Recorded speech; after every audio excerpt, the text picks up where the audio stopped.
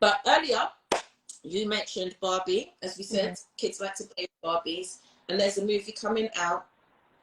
And it's a Barbie movie, isn't it? Yeah, it's already out. Yeah, it's already out. I don't know, we haven't watched it yet, so we're planning to go and watch it.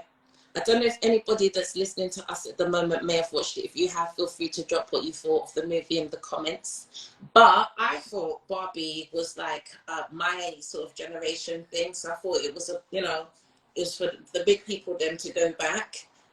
When I saw the trailer, it reminded me of that song, I'm a Barbie girl. Yeah, I thought of that. And I'm expecting it to have so much comedy in it because it's like I used to watch this thing on YouTube where the kid would use real Barbies to do real life comedies, and it was hilarious. So I'm expecting that level of humor. And I've got my pink nails and stuff. Looking forward to going to watch it. I'm looking forward to watching it too, and I wish that I could take Miss as well, but she's too young. Yeah. She would have liked it as well. I think I've seen a lot of stuff about Barbie on like TikTok and everything, and people are saying that it has a lot of jokes that the adults will like. Yeah, I think there's actually even a cameo of the woman so Barbie is based on this woman, and basically the daughter of that woman is in the movie. And Barbie in the movie and the woman, it's not really a spoiler, it's just a moment in the movie, but Barbie and the woman have this moment, and the woman Barbie says to her, you're beautiful, and then she says back to Barbie, I know, but it might not seem like anything, but it like probably means a lot to that lady because she's now kind of seeing the image of her mum being made into this big movie. So it's like a nice moment, I think. And then I think as well, like how people say, hey bitch, yeah bitch, we're gonna be like, hey Barbie, hey Barbie, yeah, as a softer way instead of calling each other bitches. I think that's cute. I haven't even watched the movie, but I already know that girls might be a bit more cuter to each other after watching this, possibly. I think I've heard as well that Ken takes quite a back seat in the movie, and it's definitely a movie made by women, kind of for women to watch, like a love letter to mothers specifically, is what I've heard.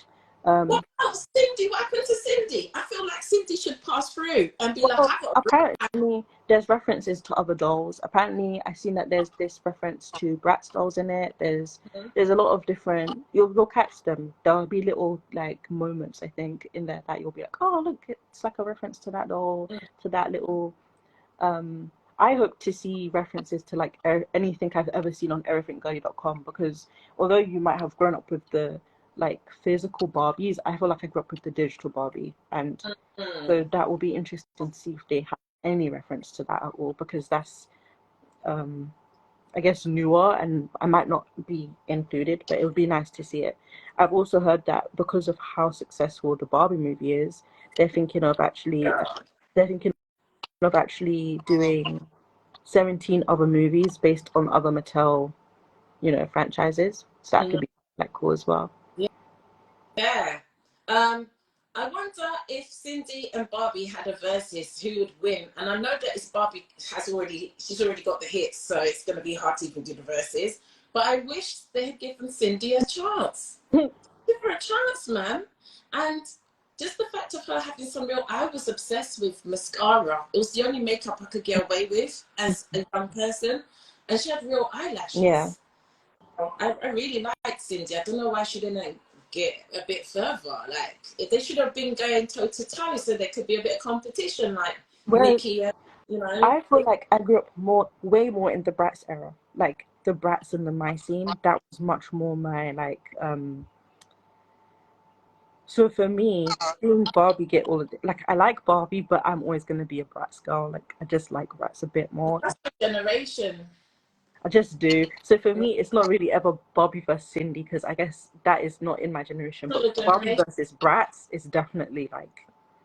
Then that means Barbie is the queen, because if she's gonna go back and verse Cindy and come up and verse the Bratz, then because Barbie is like a legacy though. Like that's like a whole thing that's been that spreads through both of our generations, and now even into my daughter's like it's very. It doesn't. Barbie doesn't die out. Do you remember when I introduced you to this everythinggirly.com, but then we went and bought the Barbies, and then there was that black Barbie, and her hair, this was the best looking Barbie we have seen in a very long time. Yeah, for those being black and me coming up, even I had some white Barbies that when you take the plastic off, the hair sticking up, I don't want to play with it no more. The whole point is that the hair is flowing down. Yeah. So they had was that her name, Chelsea? Her hair was curly, remember? Mm-hmm. She was giving us the black girl magic, but I didn't want you to play with her, so we put her away for the longest time. And then you had a Barbie that when you press this belly button, it says something, and you put her in the water, and you got scared of it. Do you remember that? Yeah, I remember that. It was making. She didn't like the noise, so she dashed the Barbie away. So because the person who introduced me to Barbie was my friend Carla. She's not watching, but Zoe knows her. And Carla was my next door neighbor. And the life that I was living, if it was not for a girl like Carla in my life, I wouldn't have known about Barbie. She was like, "Here, I can play with my Barbie." When I gave the Barbie back to her, her hair was done. That's all I could tell you, because I am that chick. Yeah. Barbie's hair was done. I like this, the clothes that Barbie wears. I remember trying to use tissue paper to make outfits for Barbie, and I was getting into it. So it can, if you play with that doll right, it can propel you to think about creative things. Do you remember using the shoes, the trainers, as the car for the Barbie? And that's actually that's really enough what the movie's about, because apparently before Barbie dolls, there was only ever baby dolls to play with, and Barbie was like supposed to be the first ever woman doll. that does stuff and isn't just like baby dolls. Obviously, kind of represents women only being mothers, but then Barbie coming through was supposed to represent women just doing what they want to do, having a job, being an astronaut, because that's like Barbie's thing. She's like everything. So I think that that's something that they talk about in the movie, and then they also kind of address how she kind of goes from representing being a woman, or like being yourself, having a job, to kind of almost representing a stereotype of a blonde, blue-eyed person, and then being like a unlivable kind of a standard to live to, because that's also kind of what Barbie became after. When I was coming up, they tried to use Barbie as a part of the reason why young teens had body dysmorphia. They were saying that the youths would play with the doll and then want to become like the doll. So therefore, if they're not skinny like the doll, then oh my God. And then they have to try and teach the kids that the doll is not real. But this is not true. This is what I'm starting to realize here. When you're just growing up in your life as a teen, you're sure of yourself when you're a kid, because you got no kids. Look at how happy all the babies and toddlers, they've got no kids. They hit teenage and they start to question themselves, because their brain is developing, and you're meant to question everything. That's how you learn to understand. Yeah. But then your family is supposed to reassure you of who you are. Yeah. So that when you do question yourself, someone's there to tell you you're great, you're amazing, you can do this, keep going.